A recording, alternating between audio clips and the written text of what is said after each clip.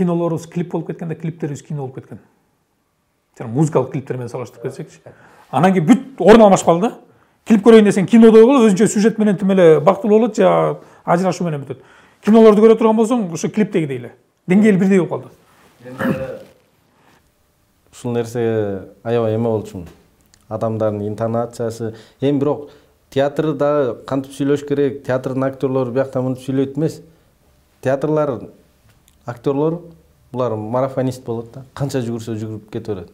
А негизи киного тартылып, бирок театрда иштебеген актерлор бар да. Алар бир 100 метр жүгүрө турган актерлор деп мен өзүм эмемде айтам.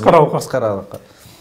Театрдын актеру же болбосо актер негизи эле жаза алмай сүйлөп атса, бул жерден түзмө-түз режиссердун күнөөсү. Түзмө-түз режиссердун күнөөсү да. Актер эмес. Актердун ийлеси болот. Актер деген ал ийленет.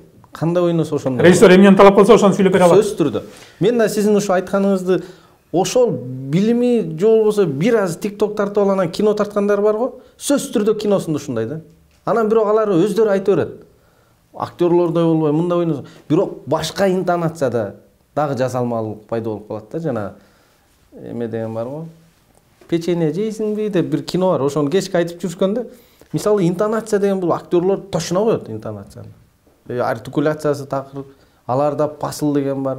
Мындай актерлордун эмесин ийлесе болот да. Канчага жүгүрүп. Мындай суроо берели да. ВГИКти айтып атабыз. Советтер Союзунун ошол жактан бүтүп келгендер, ошол эле биздин залкар режиссерлорубуз укмуш кинолорду тартты.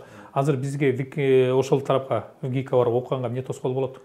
Эчтеке тоскоол болбойт. Эмнеге биздикилер барып окуйт? Окуп атышат. Келгендер жокпу? Бирок акча тоскоол болот. Биринчиден гонорар контракт тоскоол болот. Ал эми бизде квота келет министрликтен, бир 2 жыл келелик го дейм. А бизде окуп атат. Алар келдиби? Биринчи окуп бүткөндөр келип, бирөө келди. Ишин баштады, бул жакта бир нерсе көргөздү бизге. Бул жактан бир шляпа деген тасма тартты. Эми бирок өзгөчөлүк бар. Чынында өзгөчөлүк бар.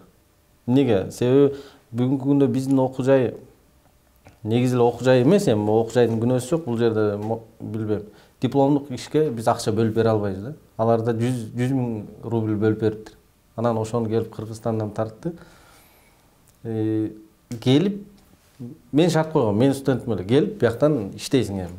Десем жок. Биякта келди, бияктын бюджети менен бир кино тартты, андан кийин кайра кетип калды.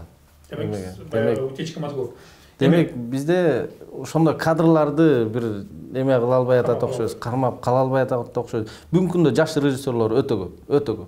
Бирок ошолорго кино берилип атабы тартканга же баягылар эле тартып жүрөбү?